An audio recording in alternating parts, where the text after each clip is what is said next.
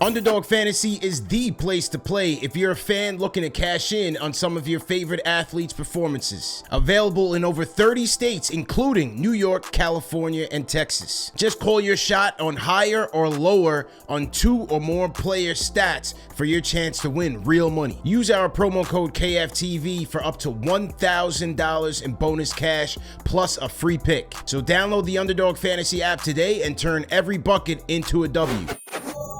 Frustrating loss. Absolutely frustrating loss. Continues the whirlwind, the ups and downs of the season where the team, is, what is it, 11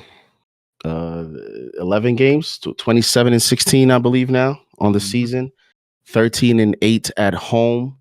And yet, for whatever reason, it just feels like there's a lot left to this team. There's a lot that they're leaving out on the court. A lot of plays that they're not executing. And we're a good way of the season through. We're approaching the second half.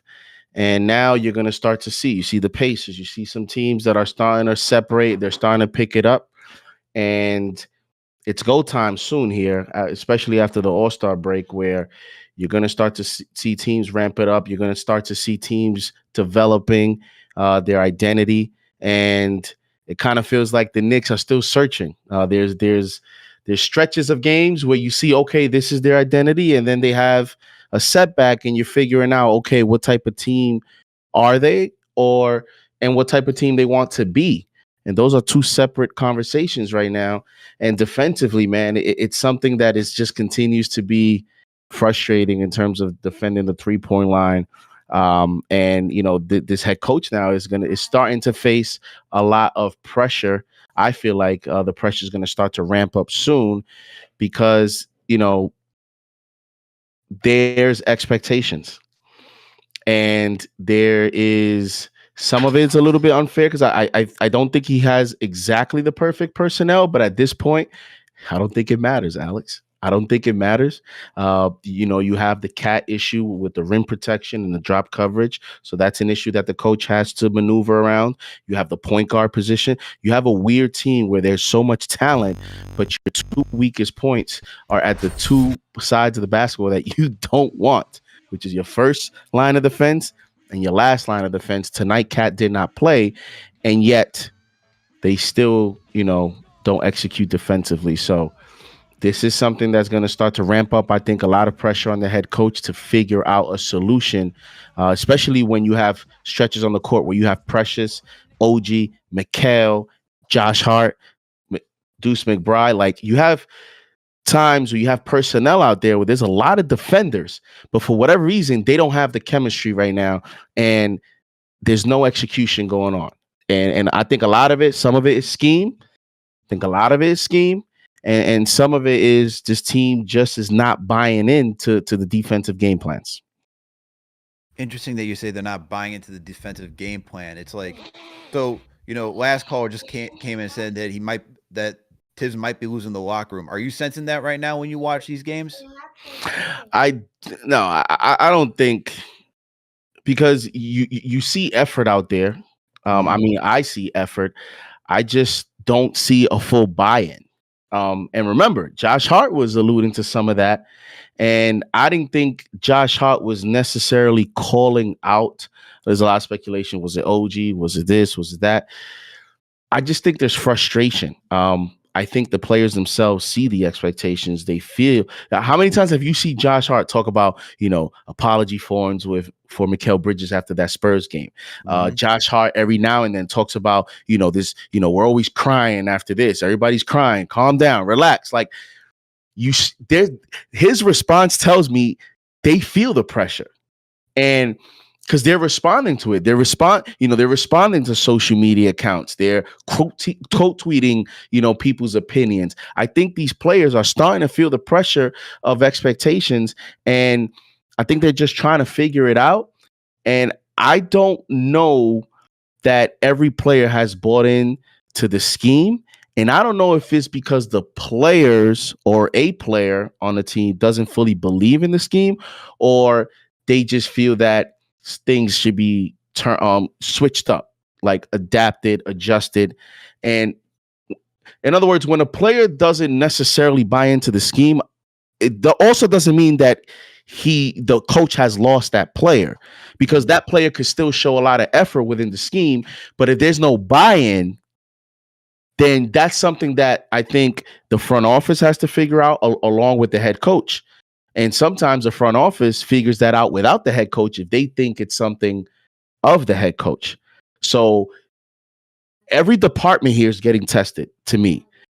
The front office in terms of Leon Rose, the head coach, and the players. And right now, all three of them, they don't seem to be fully aligned in terms of the execution that we're seeing out on the court. For sure, man. It's like, and I'll say this, like, to your point about like in full alignment, it's like it's hard to be aligned with a game plan where night in and night out you see the same results every single time. I mean, this team is now 25th in the league when it comes to guarding opponents' 3-pointers. You know what I mean? And so, like, if the whole point is, we're going to protect the paint first and then worry about the three, or, force the more difficult pass when someone drives to get to the weak side three and stuff of that nature. It's like, if that's the whole point of running ice and it's not working, at what point do you say, okay, man, like, and that's where the head coach, like, I've been trying to like reserve, like putting a lot of blame on Tom Thibodeau. I'm still not putting all the blame on Tom Thibodeau, because at the end of the day, the players got to execute too. And you got to work with the cards that you're dealt. And it's an imperfect deck, as you already mentioned, right? You got an imperfect hand, I should say. And it's like, you got guys who are weak at the two primary positions that you need defense at, point of attack and rim protection. But you got to be adaptable and figure out something. Cat, not the strongest in drop coverage. He didn't play tonight, as you mentioned, but it doesn't seem like even Jericho Sims, it doesn't seem like Precious Achiuwa on a consistent night-to-night basis, these guys can execute. So at what point do you go back to the drawing board and be flexible and adaptable? And that's all I'm asking for at this point, is can we be flexible and adaptable for what this roster is consistent of? Because you're going to have to be that way in the postseason anyway. Not each team is constructed the same way, and your roster is not constructed the same way that it was in the past. And so while we were able to live with that the previous seasons, whether it was having Mitchell Robinson or Isaiah Hartenstein, we got to now like switch things up. And it's like, it's now through the month of January. And the thing is, JD, it's like, they're home. It's not like they're traveling a lot. They're home. You know what I mean? So you should be well rested. You should be able to like get up for these games and execute.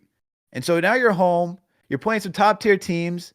And it's like, this should be the right combination for you to like actually show up and show out. You know what I mean? And so when they're not showing up and showing out, and it's this is the issue. It's like, all right, so what do we got to do now to change so that way? And it's fine if you've got a rough January, and then you can push through February and then start to rev up in March and April for the big part of the season, which is the postseason.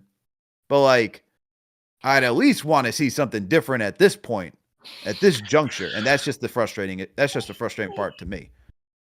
And it's so just because we're here today and there's concerns.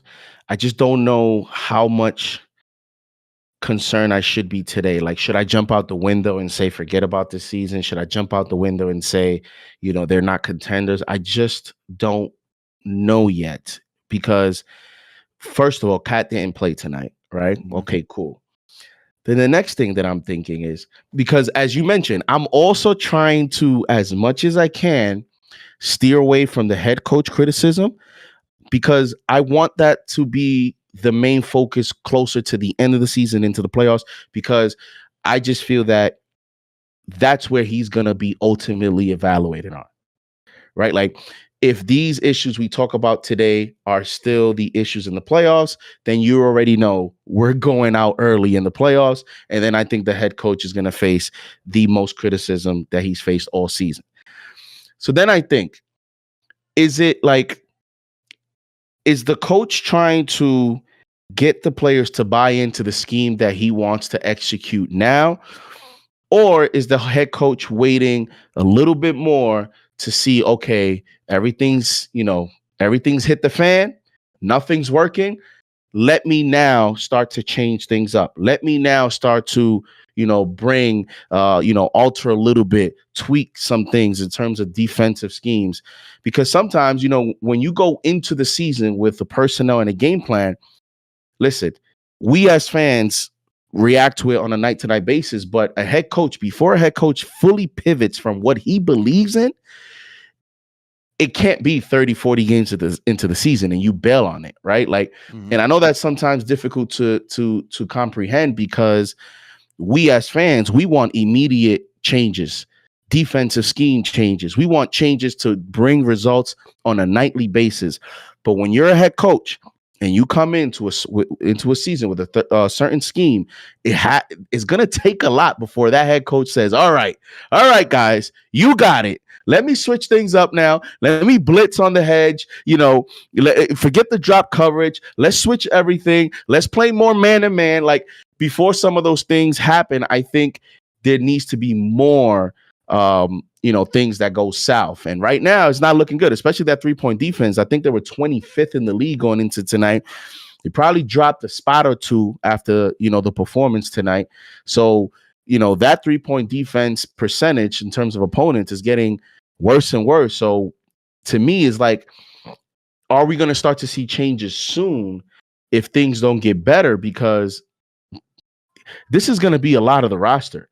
Like, when people talk about improving this roster, I don't know where you're going to do it, Alex, because you have the restrictions with the salary cap. I think they're probably going to hope for a veteran to steer free in the buyout market. That's probably one of your hopes. Or if, as you saw with, some of these trades, Nick Richards, Finney Smith, etc., maybe, you trade some second round picks and you try to get in another perimeter wing or something like that. But, 80% of this roster, this is your rotation, guys. So this head coach has to figure it out. This team, they have to figure it out. They have to find a way. There's no running. We could use a trade machine for the offseason. This is it, man. At least for this season, we got to figure this out. Knicks fan for life on the Discord. Knicks fan for life. Are you there? Hey, can you guys hear me? There he is. He's ready to go now. What's going on, my man? How you feeling? It's all good. What's happening? Hey. How you feeling tonight? I mean, I'm not feeling great. I called in last year before they traded for OG. I wasn't high on RJ. I said the team had to make a move. They did. And it was going well. I mean, last year's team was elite in January until it fell apart with the injuries. I let this year play out so far, just observing what's going on. But my main takeaway is that this team is not a contender. And it's kind of for the reasons you guys mentioned it. I mean, number one, they don't play any defense. And this idea that Mikal and OG, they're gonna shut down guys like Anthony Edwards, Trey Young, like this is all, it's not happening. Like, these guys are not defending at the point of attack. So when they're getting blown by, you don't have a rim protector with Cat either. So, you've got guys collapsing inside, wide open threes over and over and over again. And that's part of the scheme that Tibbs wants. We saw it, it's not anything new. This happened last year, this happened the year before, but last year you had OG who was just playing at an insane level, so it didn't matter. And I don't think the defense is going to get that much better unless Mitch comes back in, he plays the 5 and he just cleans everything up at the glass, and guys stay home to shooters. Like, that's the one caveat to this. But I mean, Mitch is injury prone, so I don't know, that's like the one way that this season could be saved. And then the second thing is, when it comes to the depth issues, right? They don't have any depth because they don't draft. Like, who are they drafting here? They've traded away all their picks, right? They traded away all their picks for Bridges, and guys like Kolek and Huck Porty, I mean, they don't even touch the floor, right? So, like, in this game today, Sims and Precious, they were not playing well. Why couldn't Huck Porty get a look, right? See what he can give you. See if he can protect the rim. See if he's giving you good minutes. That's where the criticism of Tibbs comes in, where he is stubborn with his game plan. He's like, I'm going to play these guys only. I'm not adjusting at all. And that's the problem, because come playoff time, right? If we go up against Miami in the first round, yeah, we're the better team, but how confident are we going to feel that we can pull it out? Who knows, right? If we play Orlando, another physical, defensive-minded team, there's like we have the talent advantage, but it doesn't mean anything if we don't get it all together. And I'm sensing some chemistry issues too, because you got Josh Hart, you know, subtly implying that guys aren't buying in. I mean, the guy to point to is OG. I mean, the way he's playing the last month, I mean, he's taking these nasty mid-range step back contested jumpers that are bricks. He's shooting, threes that are like contested with hands in his face. When Paul George is like all over him, he's chucking them up. I mean, I don't know what OG's on. I don't know if he's mad that he's not like the second option on this team. Maybe because we heard about that from Toronto. In Toronto, there were rumors that he wasn't happy with his role there, that he could do more offensively. I think OG thinks he's better on offense than he actually is. He cannot create for himself. He's a good 3-point shooter and a great slasher. That's what he needs to get back to. And if he's not going to buy into that, I'm wondering if that's affecting his defense now too. Because last month his defense ain't been on point. I'm gonna leave it over there. I'm gonna leave it all there. But my main takeaway is that there's something wrong with this team. This team is not contending right now.